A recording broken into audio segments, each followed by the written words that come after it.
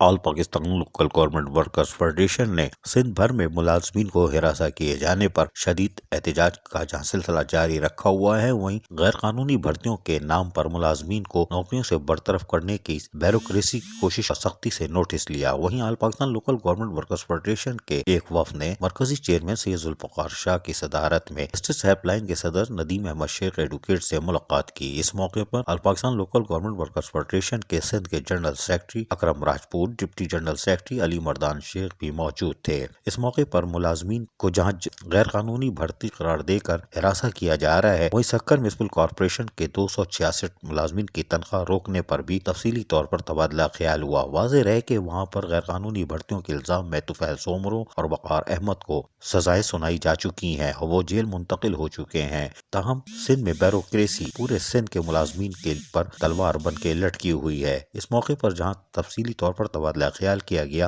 وہیں عدالت جانے کے لیے بھی حکمت عملی طے کی گئی، تاہم فیصلہ کیا گیا اس سے عدالت جانے سے پہلے تمام سیکٹری بلدیات اور دیگر متعلقہ لوگوں سے ملاقات کر لی جائے تاکہ ان کو تمام تر تفصیلات سے آگاہ کر دیا جائے۔ All Pakistan local government workers federation ملازمین کو اکیلا نہیں چھوڑے گی اور سندھ بھر کے ملازمین کے لیے یکجہتی کا اظہار کرے گی، تاہم all Pakistan local government workers federation کے سندھ کے صدر سید ذوالفقار شاہ نے general secretary Akram Rajput, deputy general secretary Ali Mardan Shaikh کے ہمراہ سیکرٹری بلدیات نجم احمد شاہ سے ملاقات کی اور ملاقات کے دوران بلدیاتی ملازمین میں پھیلی ہوئی بے چینی کے حوالے سے تبادلہ خیال کیا گیا، جبکہ سندھ کے مختلف ٹاؤنز کمیٹیز کی سطح پر ملازمین کی تنخواہوں کی بندش اسکروٹنی پر بھی اپنے خدشات سے آگاہ کیا، جبکہ سیکرٹری بلدیات نے بلدیاتی سربراہان کو تنخواہ بلاک کرنے سے روک دیا ہے۔ اس موقع پر رانی پور میں پینشن گریجویٹی ادا نہ کرنے، جوہی مانجند میں ایڈمنسٹریٹر کی تقرری، دادو کے ملازمین کو تنخواہوں کی ادائیگی اور کراچی کے بلدیہ وسطی اور کورنگی کی انتظامیہ کو بھی تنخواہوں کی ادائیگی کی ہدایتیں جاری کر دی گئی ہیں، جس سے all Pakistan local government workers federation کو اس ملاقات میں یقیناً کامیابی حاصل ہوئی اور